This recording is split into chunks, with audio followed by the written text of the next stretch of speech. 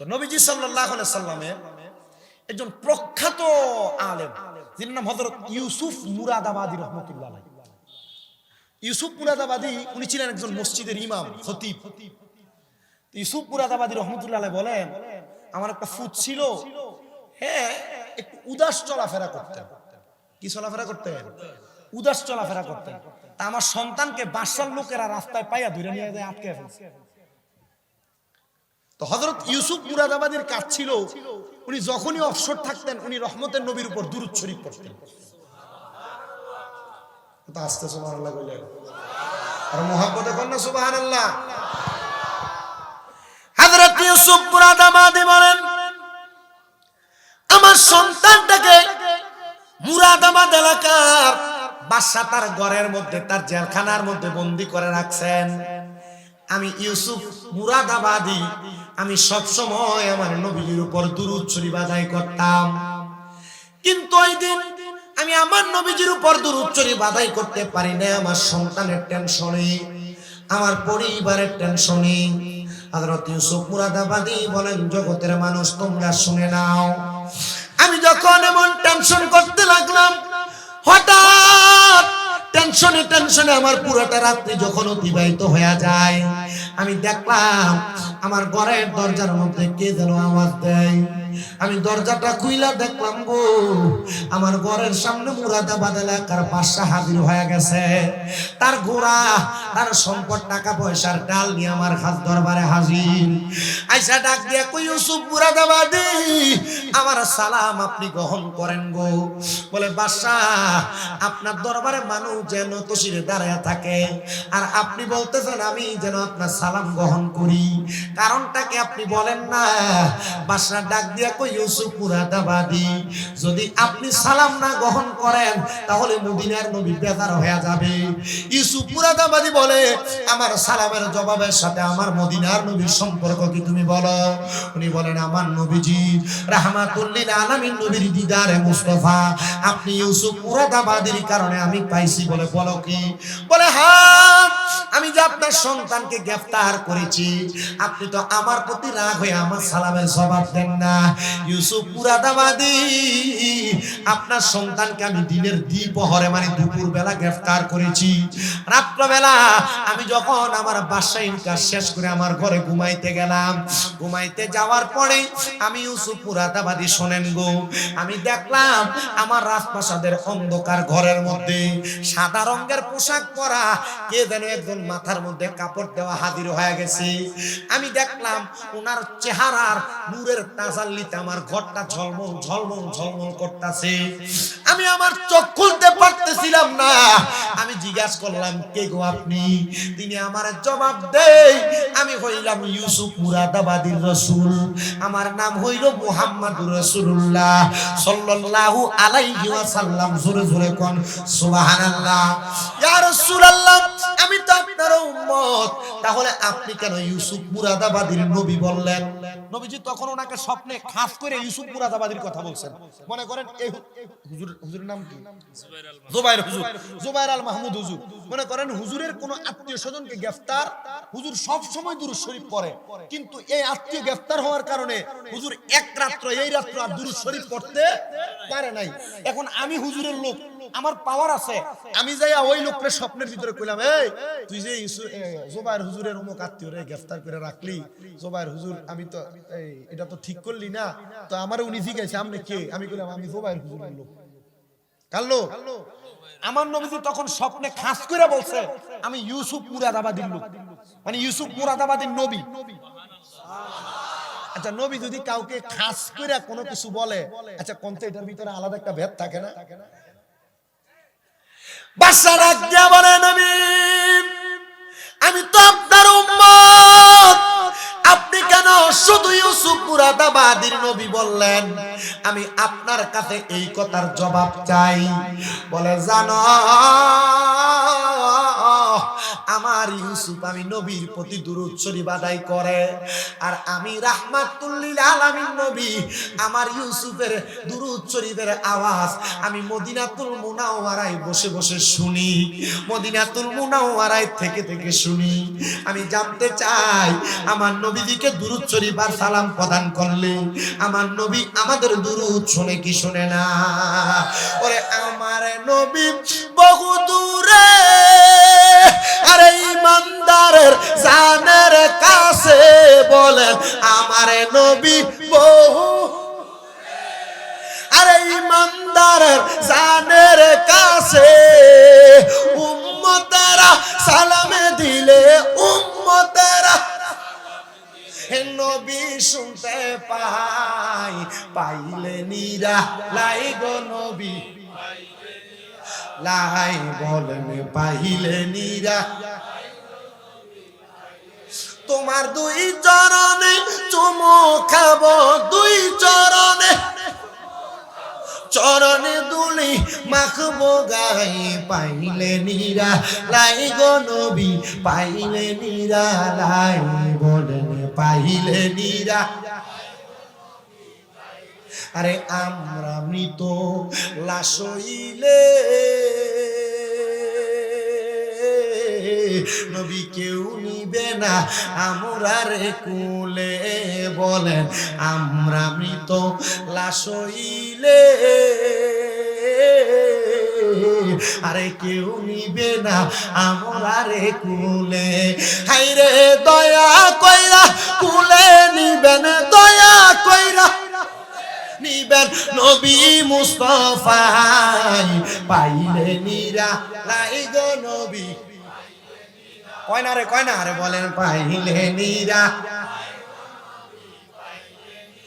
আপনার দুই কদমে চুমু খাবো, দুই কদমে চরণে দুলা মাখবো গাই, পাইলে নিরা লাই গো নবী পাইলে নিরা লাই, পাইলে নিরা লাই গো নবী।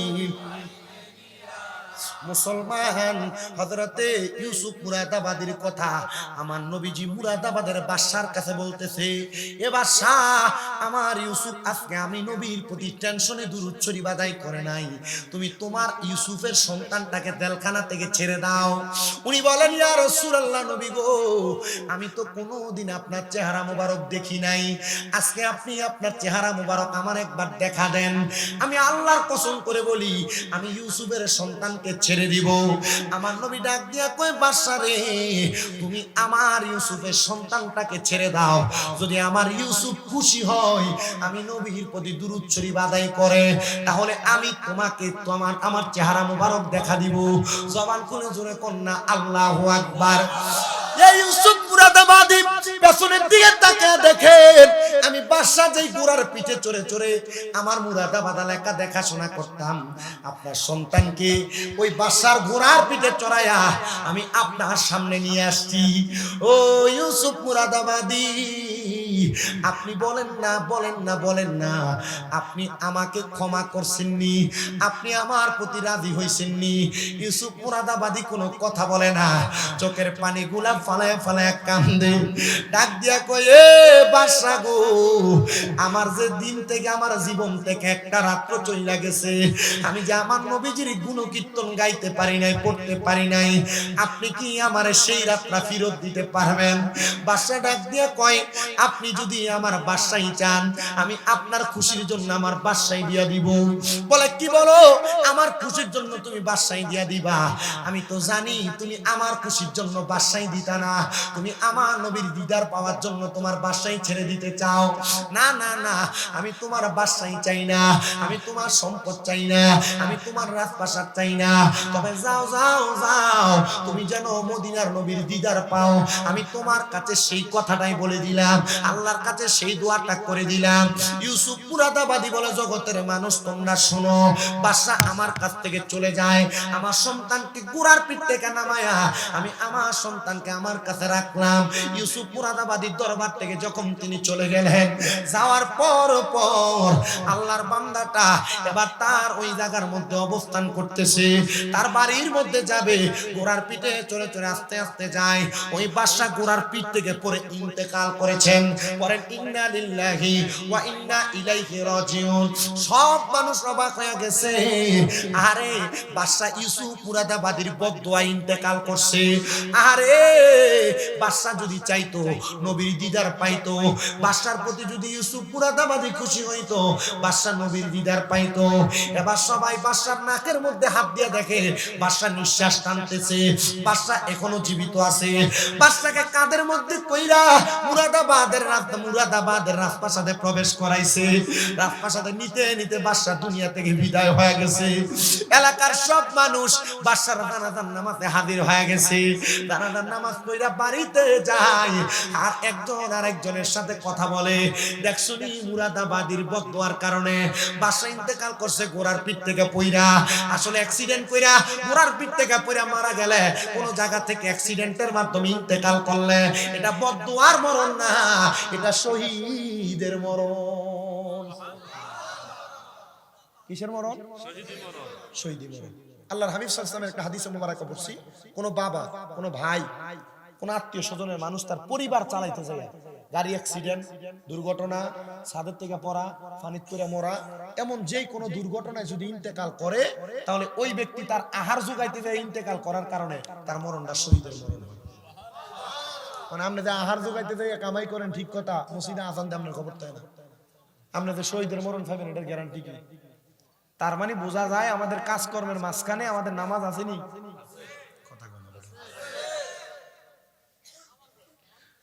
তো জানাজার নামাজ পড়ে যাইতে দেখবেন মানুষ অমুকের সমালোচনা বিভিন্ন রকমের কথা বলে না, যে লোক অমুক ছিল, আর যদি খারাপ থাকে আর মানুষের বহুত জ্বালা জ্বালাইছে। আজকে আমার একটা জেঠা মারা গেছে, আমি নিজে আজকে অনেকের ফোন ধরতে পারি, অনেকে ফোন করছে। আজকে এলাকার সাইফুল্লাহ চৌধুরী আছে, যে আপনাদের এলাকারই, তো আমার কাছে অনেক ফোন দিয়ে আমি ধরতে পারি না। আমার ওনার জেঠারে গোসল দিছে, আমি আবার আমার এক জেঠা তো ভাই দাওয়াত ইসলামের মুরিদ, আমরা নিজেরা গোসল দিছি, আমরা নিজেরা জানাজার নামাজ আমার ভাইয়ে পড়াইছে, আমি মুনাজাত দিছি, আমরা কবরে নামছি, দাফন সব শেষ করে তারপর রওনা দিছি আপনাদের দিকের উদ্দেশ্যে।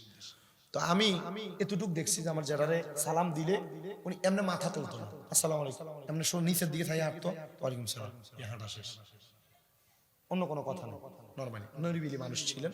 দোয়া করে ওনার দুইটা ছেলে বিদেশ আছে, একটা মেয়ে বিবাহ দিছে, আর একটা ছেলে দেশে ছোট। আল্লাহ যেন তার পরিবারটার একটু রহমতের নজরে দেখে তার পরিবারকে ধৈর্য ধারণ করার তৌফিক দেন। আমিন। তো মানুষ মারা যাওয়ার পরও এভাবে ভালো তার প্রশংসা করছে। তো ইউসুফ মুরাদাবাদীর এলাকার বাদশা তখন মারা গেছে, মানুষ ওনার ব্যাপারে সমালোচনা করতে, আরে মনে ইমাম সাহেবের বদদোয়ায় মনে হইরা মরছে রে গোড়ার থেকে রে। মানুষের মন্তব্য চিন্তাধারাটা কি ভালো না খারাপ? খারাপ। মনে হয় ইমাম সাহেবের বদদোয়ায় মরে গেছে রে।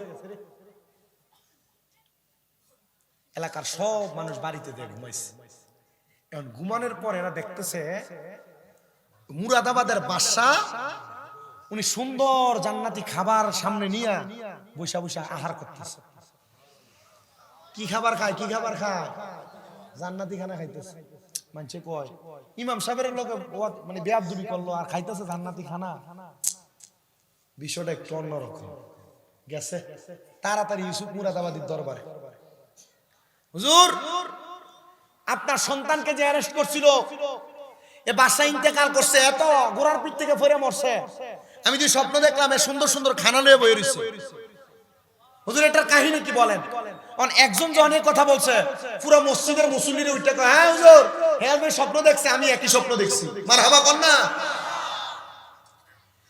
ইউসুফ মুরাদাবাদী বলেন তোমরা আমার একটু সময় দাও, আমি সামান্য সময় নেই, যে সময়ের মাধ্যমে আমি আমার এলাকার মানুষকে তোমাদের জবাব দিতে পারবো। ইউসুফ মুরাদাবাদী 2 রাকাত নামাজ আদায় করলেন, সিজদার মধ্যে যে চক্ষুটা বন্ধ করে রাখলেন, ডাক দিয়ে বলে এলাকার মানুষ তোমরা শুনো,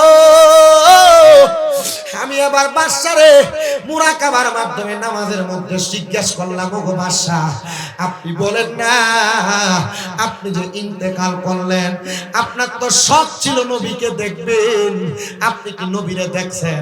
আর আপনি যে জান্নাতি খানা ফেনা খাইতেছেন, এটার কারণটা কি? ইউসুফ মুরাদাবাদী বলেন, জগতের মানুষ তোমরা শুনো রে, আল্লাহ তাআলা রহমতের ফেরেশতারা আমার রূহ নেওয়ার জন্য চেষ্টা করে, কিন্তু ফেরেশতারা আমার রূহ নিতে দেয় না। আরে কেমন কারণে রূহ নিতে দেয় না জানো? আল্লাহর নবীর হাদিসে মুবারাকা, তিরমিজি শরীফের হাদিস পড়ে আসলে দেখলাম, আল্লাহর নবী ডাক দিয়ে কয়, উম্মত, কোন ইমানদার নবী প্রেমিক যদি ইন্তেকাল করে, আজরাইল তার রূহটা নিতে কষ্ট হয়ে যায়। কারণ কি গো নবী, কেন কষ্ট হয়? আমার নবী বলে, কোন ইমানদার বান্দা যখন ইন্তেকাল করবে, ওই বান্দাটার সামনে আমার আল্লাহ তাআলা আজরাইল পাঠানোর আগে দুইটা রহমতের ফেরেশতা পাঠিয়ে দেয়। ওই ফেরেশতাগুলা ইমানদার বান্দার সামনে ডাইনে বামে ঘুরতে থাকে। এবার আজরাইল আইসা ইমানদারের বুকটার ভিতর দিয়া যখন রূহটা বাহির করার চেষ্টা করে, ইমানদার বান্দার বুকের মধ্য থেকে ফেরেশতারা ডাক দিয়া কয়, এ আজরাইল,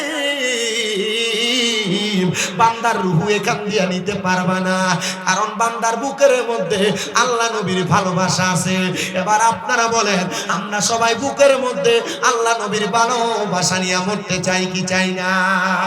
কারা কারা চাই ডান হাত তুলে আমার আল্লাহরে দেখায়। আল্লাহ কবুল করেন, জোরে কোন আমিন। আমার মরণের কতদিন বাকি আমি জানিলাম না গো, আল্লাহ মরণের কতদিন বাকি, আমার মরণের আমি জানিলাম না গো, আল্লাহ মরণের কতদিন বাকি। হঠাৎ আজরাইল আসিয়া যখন হস্তে দিবা দড়ি, তখন আমার মনা বাই করবে লুকা চুরি, আমি জানিলাম না গো, আল্লাহ মরণের বাকি, আমার মরণের কত আমি জানিলাম না গো, আল্লাহ মরণের কত দিন বাকি। আর হায়াত হইল হাতে বাইরে, মত হইল পায়ে, সেই যায় গায়ে যার মরণ লেখা, সেই যায় গাইছে মরে, আমি বুঝিলাম না গো, আল্লাহ মরণের কত দিন বাকি, আমার মরণের কত দিন বাকি, আমি জানিলাম না গো, আল্লাহ মরণ দিন বাকি। বাইরে 30 পারা কোরআন বাইরে, মনে রাইখো তো অন্তর মাঝে জায়গা দিয়া রাখিবা খবর, আমি বুঝিলাম না গো, আল্লাহ মরণের কত দিন বাকি, আমার মরণের কত আমি জানিলাম না গো, আল্লাহ মরণের কত দিন বাকি। বাড্ডার বাবা, ও বাড্ডার মুরব্বীরা, বাড্ডার পর্দার অন্তরালের মা বোনেরা, যুবক ভাইরা, আল্লাহর হাবিব বলে, এবার রূহটারে কবজ করার জন্য বুক থেকে যখন ফিরা যাবে, এবার বান্দাটার রূহটা কবজ করার জন্য আজরাইল আলাইহিস সালাতু ওয়াস সালাম বান্দার কপালটার মধ্যে, মুখটার মধ্যে হামলা করবে। আরে কপালের মধ্যে থাইকা দুইটা ফেরেশতা বাধা দিয়া বলবে, রে আজরাইল, বান্দার কপাল দিয়া রূহ বাহির করতে পারবা না, কারণ বান্দার কপালের মধ্যে নামাজ দেওয়ার কারণে, নামাজ পড়ার কারণে তার সেজদার নূর বিরাজমান আছে। ওই বান্দাটা তখন এবার তার বিছানাতে পড়ে থাকবে। এবার ইমানদার বান্দার কাছে আজরাইল আবার আসবে, ডান দিক দিয়ে হামলা করবে। ডান দিক দিয়ে হামলা করার সাথে সাথে ইমানদার বান্দার রূহটা জবাব দিবে। ইমানদার বান্দার রূহটা রুহুটার কাছ থেকে দুইটা ফেরেশতা জবাব দিবে, রে আজরাইল, ইমানদার বান্দার রুহু তো তুমি ডান দিক দিয়া কবজ করতে পারবা না, কারণ তার ডান দিক দিয়া তার আম্মা আব্বার খেদমতটা বিরাজমান। ইয়া রাসূলুল্লাহ, আর কেমনে আজরাইল আমরা রুহুটা কবজ করব? কয় এবার বান্দার বাম দিকের বাহুর মধ্যে হামলা করবে, বাম দিকের বাহুর মধ্য থেকে জবাব আসবে, রে আজরাইল, বান্দার বাম দিক দিয়ে রুহু কবজ করতে পারবা না, কারণ বান্দার বাম দিকে তার দান এবং সাদাকা গুনাহ আছে। আরে হযরত ইউসুফ মুরাদাবাদীর কাছে আবার বাদশা ডাক দিয়া কয়, জানেননি গো হুজুর, আমি যে আপনার কাছে আমার জবাব দিতে করতেছি, আমার ইন্তেকালের সময় আমার রুহু তারা নিতে পারে নাই। আমি দেখলাম রাহমাতুল লিল আলামিন নবী আমার সামনে আসছে, নবী আমার মাথার মধ্যে হাতটা বুলিয়ে দিতেছে, আর আমি আমার নবীকে বললাম, ইয়া রাসূলুল্লাহ, আপনারা বলছেন আপনার চেহারা মুবারক আমার দেখাইবেন। আমার নবীজির চেহারা মুবারকের উপর থেকে কাপড়টা সরানো, আমার নবী আমার দিদার দিতেছে, আমার নবী আমার দেখা দিতেছে। আমি দেখা পাইয়া বড় খুশি হয়ে গেলাম, বড় অবাক হয়ে গেলাম। রাহমাতুল লিল আলামিন নবীজি, আপনি কেন আমার দেখা দিলেন? বলে, তুমি যে আমি নবীর দিদার পাওয়ার জন্য আবু ইউসুফ মুরাদাবাদীরে খুশি করছো, আমি আল্লাহ তাআলার পেয়ারা হাবিব তোমারে খুশি করার জন্য আমি তোমার মরণকালে চলে আসছি। এবার আপনারা বলেন, আমরা যদি নবীরে খুশি করতে চাই, আজকে যে একজন হঠাৎ আল্লাহ পাকের খাস বন্ধু শাহ সুফি আল হক আব্দুর রানী পাটোয়ারি রহমাতুল্লাহ আলাইহি, ওনার মাহফিলের মধ্যে আমরা হাজির হয়ে গেছি। আমার নবী আজকের মাহফিলের উসিলায় আপনার প্রতি রাজি এবং খুশি হইতে পারে কি পারে না? এ মুসলমান, এ নবীর উম্মতের দলেরা, আমি আপনাদের কাছে আরেকটা কারগুজারের জন্য একটা ঘটনা শোনায়া দিব। যেহেতু রাত্র এখন 1:51 বাজে, তাহাজ্জুদের ওয়াক্ত না, রাত 1:51 বাইজা গেছে। আমি আপনাদের কাছে আরেকটা কারগুজারের ঘটনা শোনাই। হযরতে সুলতান মাহমুদ গজনবী রহমাতুল্লাহ আলাইহি বড় আল্লাহ তাআলার একজন বান্দা এবং বাদশা। উনি দুনিয়ার জমিনের মধ্যে একটা খাস ইবাদত করতেন। বাদশার কাম হইল, উনি দিনের বেলা ওনার এলাকা পরিচালনা করতেন, গভীর রজনীতে ঘুম থেকে উইটা তাহাজ্জুদের নামাজ পড়তেন। জোরেও কইলেন নাম রে, কিপটামি করে সুবহানাল্লাহ। আইয়াফে অবস্থা দেখছি মাহফিলের প্যান্ডেলের, এখন যে সুবহানাল্লাহ কোনার আপনারা আইছেন, এটাই তো আমার ভাগ্য। মারহাবা কন্যার জোরে মারহাবা। আব্বা জিহি, বর্তমান সমাজের মানুষ আলেম ওলামার ওয়াজ শুনতে চায় না, এটা বাইরে আছে পাগল হইছে। হ্যাঁ, আমার এলম কালাম আছে, কামেল দ্বিতীয় বর্ষে এবার ফাইনাল পরীক্ষা দিলে তাহলে মুফতি হইব নামের আগে, এটা নামের মুফতি, কামের হইতো না। আমার আগে যে হুজুর ওয়াজ করছে, সুন্দর ওয়াজ করছে না, আমরা কই আছিলেন, দেখছি তো বাজারটার ভিতর কি একটা খেলা জমাইলেছিলেন আপনারা। আর এখন মনে হয় আমার ছটফটিওয়ালা আর বুডওয়ালা মনে বদ্ধ দিতেছে, দমকার হুজুর করতে গেছে, আমরা সব কিছু তালু হয়ে গেছি। অসুবিধা কি, আমরা বসছি, ইনশাল্লাহ কিছু শিক্ষা বাড়িতে দাম, আল্লাহ কবুল করো, আমিন করো। তো হযরত সুলতান মাহমুদ গজনবী রহমাতুল্লাহ আলাইহি, ওনার কাজ হলো উনি তাহাজ্জুদ নামাজ পড়তেন। কি নামাজ? বালা কাম না খারাপ কাম? বেশি বালা কাম। মা আয়েশা সিদ্দিকা রাদিয়াল্লাহু তাআলা আনহা থেকে হাদিস বর্ণিত, তিনি বলেন, আমি একদিন আমার নবীজিরে দেখলাম, নবীজি তাহাজ্জুদ নামাজের মুসল্লা থেকে উঠছেন, এত লম্বা রুকু, এত লম্বা সেজদা, নবীজি সালাম ফিরানোর পর দেখে নবীজির চোখ মুবারক লাল হয়ে গেছে, আর নবীজি চোখের পানি মুবারক পড়া নবীজি গাল মুবারক, দাড়ি মুবারক গুলা ভিজা গেছে। আমি নবীজিরে জিজ্ঞাসা করলাম, ইয়া রাসূলুল্লাহ, আপনি এভাবে কান্না করেন আর এত কষ্ট করে নামাজ পড়েন কেন? কারণ আপনাকে তো আল্লাহ তাআলা জান্নাতের মালিকই বানিয়ে দিয়েছেন। তো নবী সাল্লাল্লাহু আলাইহি ওয়াসাল্লাম বলে, আয়েশা, আল্লাহ আয়াত নাযিল করছে, ওয়া মিনাল লাইলি ফাতাহাজ্জাত বিহি নাফিলাতাল লাকা আসা আইয়াবা আসাকা রাব্বুকা মাকামাম মাহমুদা। আমার কইছে রাতের কিছু অংশে তাহাজ্জুদের নামাজ পড়তে, আল্লাহ আমি যদি তাহাজ্জুদ নামাজ পড়ি আমার মাকামে মাহমুদ প্রশংসার জায়গা দান করবেন। আমি নবী তো উম্মতের পাগল, আমি নবীর উম্মতের আল্লাহ 50 ওয়াক্ত নামাজ দিছিল, আমি কমাইতে কমাইতে এটা 5 ওয়াক্ত টানছি, কিন্তু 5 ওয়াক্ত বললে 50 ওয়াক্তের সওয়াব পায়। কিন্তু নবীজিরে আল্লাহর কাছে ফরিয়াদ করছি, আল্লাহ আমার উম্মত যদি তাহাজ্জুদ নামাজ পড়ে, আপনি আমার উম্মতের কি দিবেন? বিদেশ যাওয়ার চেষ্টা করেন, বহু যুবক ফোলাফাইন আছেন, পারেন না যাইতে, মেডিকেলে আনফিট। বহু মহিলারা ঘরে ওয়াজ শুনতেছে, এরা সন্তান হয় না গর্বে, কত জায়গাত মান্নত করে, কাম হয় না। বহু এলাকার মানুষ আছেন, ব্যবসা করেন, বরকত হয় না। শুনেন, তাহাজ্জুদ নামাজের একটা বড় বরকত, আর তাহাজ্জুদ নামাজের বড় একটা মুজিজা আছে। এই মুজিজা হইলো, কেউ যদি বিদেশ যাইতে চায়, সন্তান হয় না, ব্যবসায় বরকত হয় না, কঠিন রোগে আক্রান্ত, তাহাজ্জুদ নামাজ পড়ে, আল্লাহ তাআলা তারে সব নিয়ামত দান করেন। আমার দিকে সান বয়স কম, আমার ওস্তাদ শুধু আমার ছোট ছাত্র বয়সে বলছিল, যদি তাহাজ্জুদ গুজারি হইতে পারো আর দুরূদ শরীফের প্রতি বেশি দুর্বল হইতে পারো, আল্লাহ তাআলা তোমাকে অটোমেটিকলি সব দিবে। জিগাইয়েন আপনার স্বামী হুজুর কোনা সাকাওয়াত হুজুর আমার কয়টা মাদ্রাসা কুমিল্লা। আমি এতটুকু বিশ্বাস করি আমার উস্তাদদের নসিহতের অনুযায়ী আমি কাজ করাতে আল্লাহ তাআলা আমাকে দান করছে। আপনি যদি করেন আপনাকেও দান করবেন।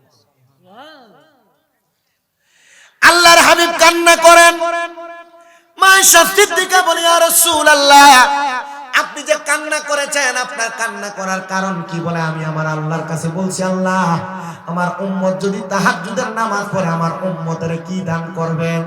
আমার আল্লাহ তাআলা আমারে জানিয়ে দিতে গো হাবিব, আপনার উম্মত তাহাজ্জুদের নামাজ আদায় করে আমি আল্লাহর কাছে যা চাইবে আমি আপনার উম্মতের তা দান করে দিব।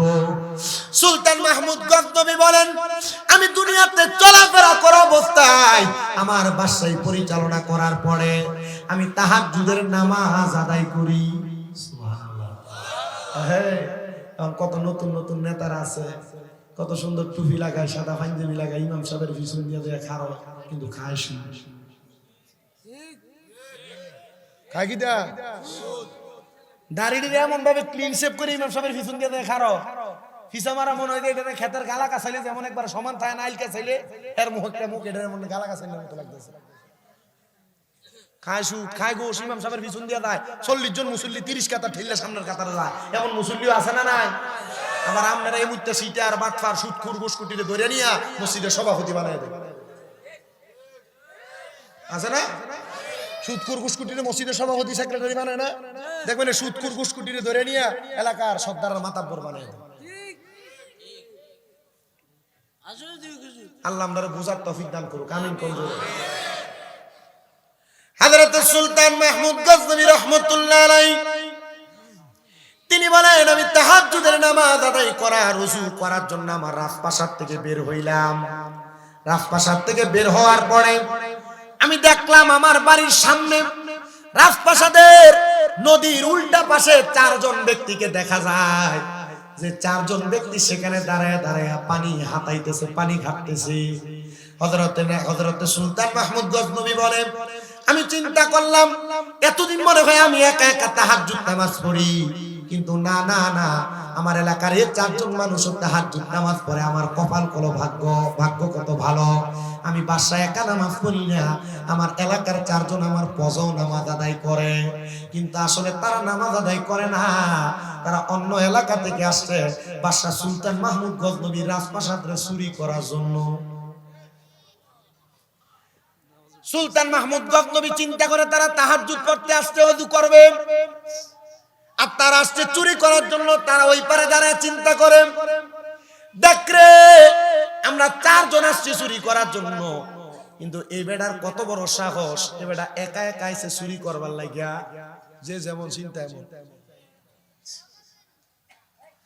বাদশা সুলতান মাহমুদ গজনবী ডাক দিয়া কই, জগতের মানুষ, ও দুনিয়ার মানুষ, আমি এবার তাদেরকে ডাকলাম, ও ভাই আমার সামনে আসো, যেহেতু তোমরা তাহাজ্জুদ গুজারি, আমি তোমাদেরকে আমার পক্ষ থেকে একটু হাদিয়া প্রদান করব।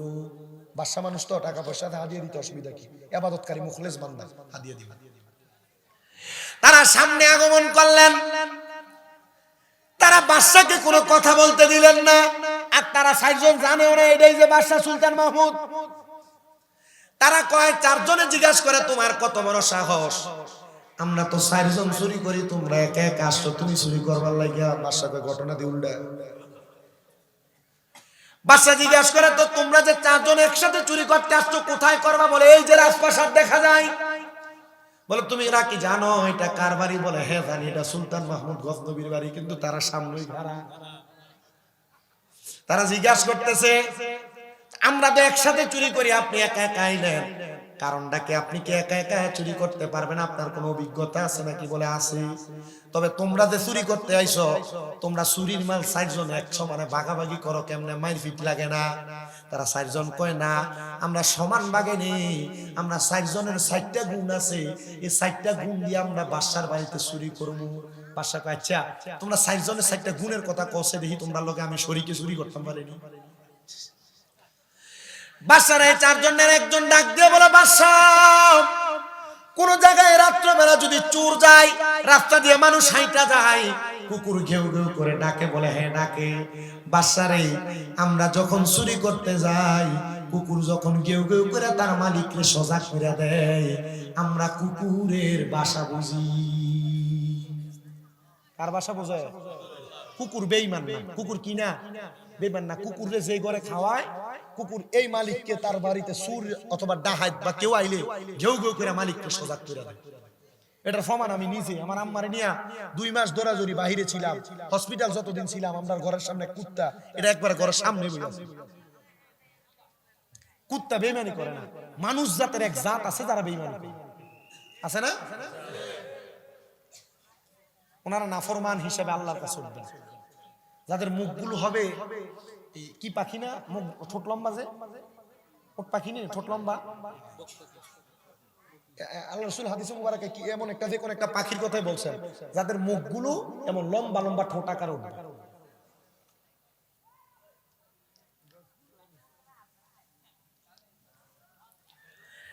তো বাদশা ডাক দিয়ে বলেন, একজনের ক্ষমতা জানলাম, আর বাকি 3 জনের ক্ষমতা কোন? একজন ডাক দিয়ে কয়, আমার ক্ষমতা হইল পৃথিবীর যত কঠিন তালা হোক না কেন, আমি এটাকে সেকেন্ডের মাধ্যমে, ইশারার মাধ্যমে খুলে ফেলতে পারি। বলে 2 জনেরটা জানলাম, 3য় নম্বরের ক্ষমতা বলেন। 3য় নম্বর ব্যক্তি ডাক দিয়ে বলতেছেন, আমার ক্ষমতা হলো আমি ঘরের মধ্যে প্রবেশ করার পর নাকের গ্রান টান দিয়ে বলতে পারি কোন জায়গায় টাকা পয়সা হীরা মণি মুক্তা আছে। বলে 3 জনেরটা, কথা কইছ না, 3 জনেরটা জানলাম। 4 নাম্বার জনের ক্ষমতা কি? 4 নাম্বার জন ডাক দিয়ে কয়, বাদশাহ, আমি রাত্রবেলা যারে দেখি দিনের বেলা তারে চিনি, দিনের বেলা যারে দেখি রাত্রবেলা তারে চিনি। এ ভাই, তুমি যে একা একা আসলা, আজকে তো বাদশার বাড়িতে চুরি করবো, চলো আমরা একসাথে চুরি করতে যাই। তবে শর্ত হইল, তোমার কি ক্ষমতা তুমি আমার কাছে বলো, ক্ষমতা অনুযায়ী তুমি তোমার ভাগ পাইবা। বাদশা কয়, আমি যদি ডান দিকে তাকাই ফাঁসির আসামি মাফ হয়ে যায়, আমি যদি বাম দিকে তাকাই, আমার দরবারে কোনো মানুষ যদি চুরি করে, আমার কাছে যদি কোনো চোর থাকে, তার আমি ডান দিকে তাকাইলে তার বিচার কার্য মাফ হয়, আর আমি বাম দিকে তাকাইলে ফাঁসির কার্য মাফ হয়। তোমার তো দরকার, বাসার বাড়িতে চুরি ধরা খাইলে ডান দিকে চাইলে ফিরার থেকে মাফ, বাম দিকে চাইলে ফাঁসির থেকে মাফ। বলে চলো আমরা একসাথে যাই চুরি করতে। একসাথে গেছে তো যাওয়ার সময় প্রথমে কুকুর ঘেউ ঘেউ করে উঠছে। বাদশা জিগায়, তুমি বলো কুকুর কি বলে? বলে কুকুর মনে হয় আজকে রাত্রবেলা আহার করে নাই। কুকুর বলতেছে, যার বাড়ি তারে লইয়া চুরি করতে নাকি যাই।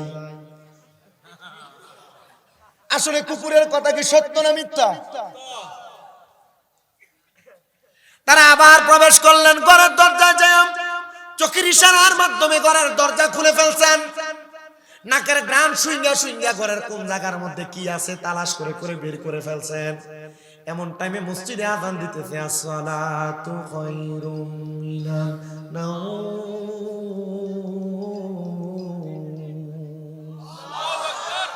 নামাজ থেকে ঘুম বালা। হ্যাঁ, নামাজ থেকে ঘুম বালা না? তাহলে ফজরের নামাজে সময় শীত আছে, ইমাম সাহেব মাঝে মাঝে 2-3 জন নামাজ করবো। যদি নামাজ থেকে ঘুম থেকে নামাজই উত্তম আপনি মনে করতেন, আপনি কি ঘুমায় থাকতেন নাকি? আসসালাতু খায়রুম মিনান নাওম, ঘুম থেকে নামাজ উত্তম। ফজরের আযান হয়ে গেছে, মানুষ বের হবে। বাদশা সুলতান মাহমুদ গজনবী বলে, আমি তাহাজ্জুদ নামাজ আজকে সূরার দলের কারণে পড়তে পারি নাই, তবে আমি ফজরের নামাজ তো কাজা করতে পারবো না, এটা ফরজ নামাজ। বাদশা বলে, তারা সবাই যখন চুরি করার পরে সবগুলা মাল একটা ঘরের মধ্যে প্রবেশ ঢুকাইছে, আমি এবার তাদেরকে ওই ঘরের মধ্যে ঢুকাইয়া ঘরের দরজা বন্ধ করে দিছি। দরজা বন্ধ করে আমি ফজরের নামাজ আদায় করে ডাক দিলাম, ও গজনব এলাকার মানুষ, তোমরা কি আসো? আসো, আমার রাজপ্রাসাদের মধ্যে 4 জন চোর আইছে চুরি করার জন্য। চুরি করলে কি বিচার, তার বিচার করা হবে। তোমরা আসো, চুরির বিচার দেখবা। শত শত মানুষ গজনবের বাদশার বাড়ির সামনে দাঁড়িয়ে রয়েছে। বাদশা বিচার কার্য পরিচালনা করার জন্য তার চেয়ারে বসে গেছে। বাদশা যখন বসছে রে, ওই 4 জন চোরের কাঠগড়ার মধ্যে দাঁড় করানো হয়েছে। বড় হাসির বিষয় হইল, এ 4 জন চোরের ভিতরে 3 জন চোর দাঁড়ায় দাঁড়ায় কান্দি। দেখছস নি রে, বাড়ির মালিক রে লইয়া গতকালকে দেখছস নি রে, বাদশার বাড়িতে চুরি করতে আইসে আমরা চুরির ধরা খেয়ে গেছি, কিন্তু একটা চোরা দাঁড়ায়া দাঁড়ায়া হাসি। 3 চোরে কান্দাছে, আসে কয়টা? বাদশা জিজ্ঞাসা করে, সবাই কান্দে, তুমি কেন হাসো?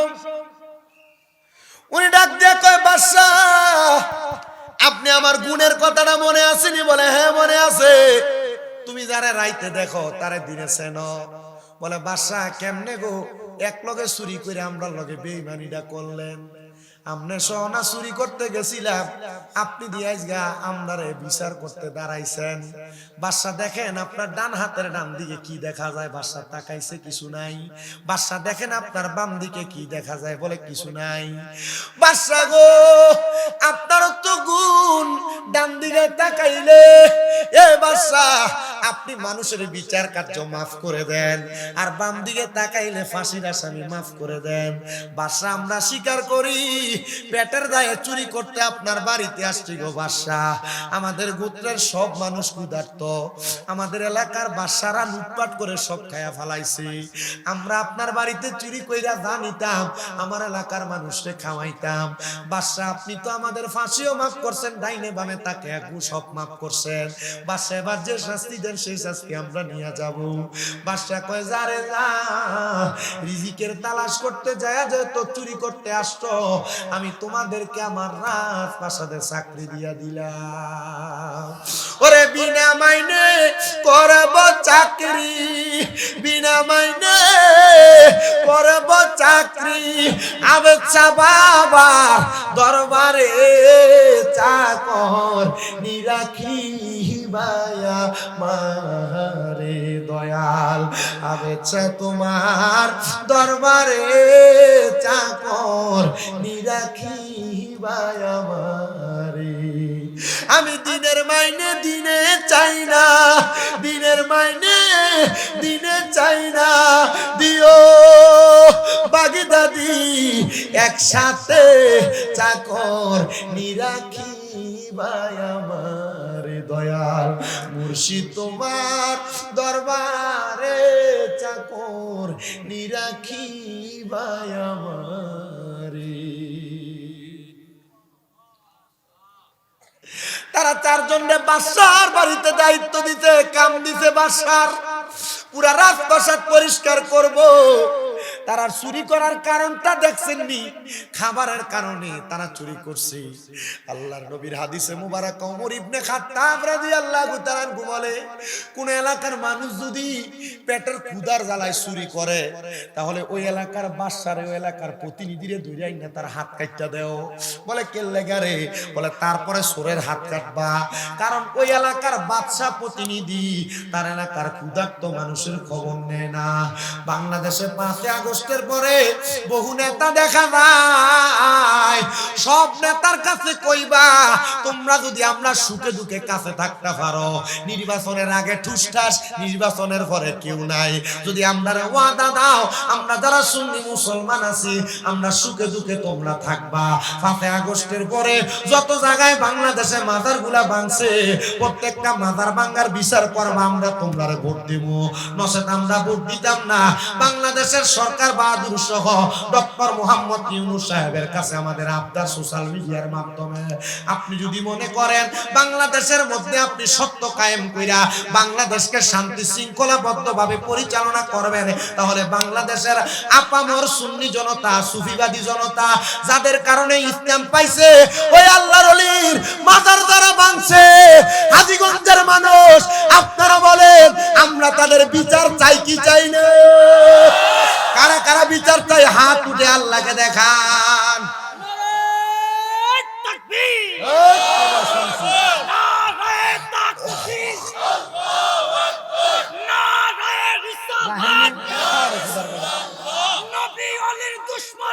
হুশিয়ার সাবধান,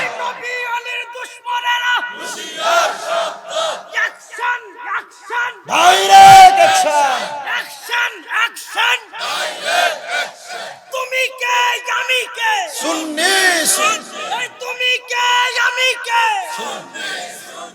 এই শুনান সুন্নি জনতা, চাঁদপুরের হাজীগঞ্জের বাড্ডা ঈদগাহ ময়দান থেকে আমরা বাংলাদেশের বর্তমান উপদেষ্টা অন্তর্বর্তীকালীন সরকার, আপনি তো বাংলাদেশকে স্থিতিশীল করার জন্য আসছেন, কিন্তু আপনি বসার পরে যারা বাংলাদেশের সুফি তত্ত্বের কারখানা আউলিয়া কেরামের মাজারগুলোতে হামলা করেছে, আপনি যদি বাংলাদেশের সাম্প্রদায়িকতা রক্ষা করতে চান, মাজার যারা ভাঙছে তাদেরকে অনতি বিলম্বে শাস্তির আওতায় আনেন।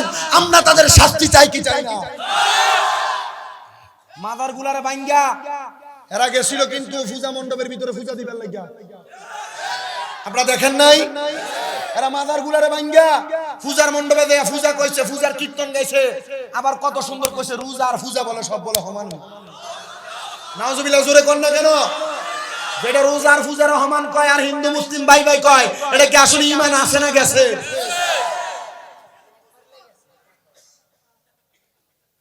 সিন্নি খেলে কারু ছিল মোল্লা চিনো না? আউলিয়া কারাম না আইলে তুমি ইসলাম পাইতা না, ফরনে ধুতি থাকতো বেড়া। হে আউলিয়া কারামের মাজার ভাঙছে। আমরা ডক্টর মোহাম্মদ ইউনূস বাংলাদেশের প্রশাসনিক কর্মকর্তা, যিনারা আপনারা আমাদের কথাগুলো শোনেন, আমরা বাংলাদেশের রাষ্ট্রকে, রাষ্ট্রের পরিচালনা যারা করে, রাষ্ট্রকে যারা প্রশাসনিকভাবে ঘাট দিয়া রাষ্ট্রকে শৃঙ্খলাবদ্ধ রাখে, আমরা প্রশাসনকে সম্মান করি, রাজনৈতিক কর্মকর্তাদেরকে সম্মান করি। আমরা চাই প্রশাসনিক কর্মকর্তা সহ রাজনৈতিক প্রত্যেকটা কর্মকর্তা মাজার ভাঙার বিচার করবে। যারা বিচার করবে, যারা বিচারের পক্ষে থাকবে, আল্লাহর পক্ষে থাকবে, আমরা তাদের পক্ষে আছি। আর যারা বলবে যে না বিচার করতে পারতাম না, আমরা তার লোকে তেল মালিশ করে চললাম, আপনি যান আমিও আই, কথা কন না কেন? আল্লাহর ওলির মাজারে হামলা করবেন আর আমরা আপনার বন্ড আর মুনাফিক কইলে আমরা লইতাম? শয়তানের দল। আপনার কি কষ্ট হইতেছে নাকি? উপদেষ্টা হইলে কিছু কইছে আপনার খারাপ লাগতেছে? আমি সুন্নি হিসাবে আমার দায়িত্ব। আল্লাহ কবুল করেন, আমিন পড়েন। লেশকো বেড়া প্রেমের বিষে দর্শে গো যারে, ওরে কি করিবে ও যাই তার গো বিষে পরাণ যায়, মুর্শিদ প্রেমে পরাণ যায় গো। এটা তো পাগলা করা শুনি না হলে এমনি কেমনে সানছে? বুড়া বয়স লাগে, 16 বছরের জোয়ান বেড়া।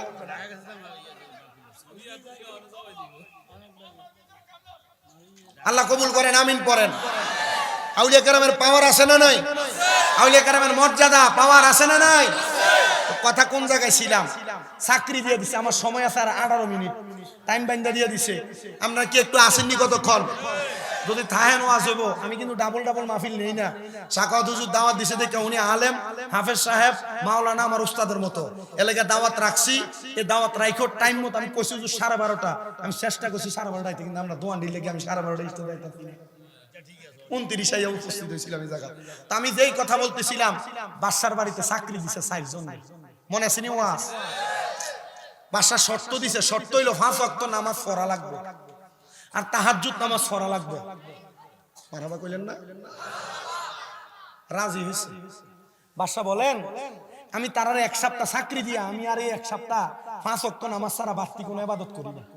কারণ আমি চিন্তা করলাম, এরা যেহেতু বাদশার বাড়িতে চুরি করা সাহস করে লেছে, কাম যে দিছি কোন সময় আমার বাড়ি চুরি করে লইয়া থাকা। এই কথা চিন্তা করে বাদশাকে আমি আর ঘুমাই না। একদিন 7 দিন পর্যন্ত পাহারা দিয়ে আমি 7 দিনের দিন ঘুমাইতে গেছি। আমি ঘুমায়াম, তাহাজ্জুদ নামাজের সময় জাগ্রত হইলাম। জাগ্রত হওয়ার পরে আমি আবার তাহাজ্জুদ নামাজ আদায় করলাম। আদায় করে ফজরের নামাজের অপেক্ষা করতে লাগলাম। তাহাজ্জুদের মুসল্লার মধ্যে বসা, তাহাজ্জুদের মুসল্লার মধ্যে বসে থাকা অবস্থায় আমার ঘুম ঘুম ভাব আসছে। এমন টাইমে আমি আমার নামাজের মুসল্লাটার মধ্যে সিজদায় পড়ে ঘুমিয়ে গেলাম।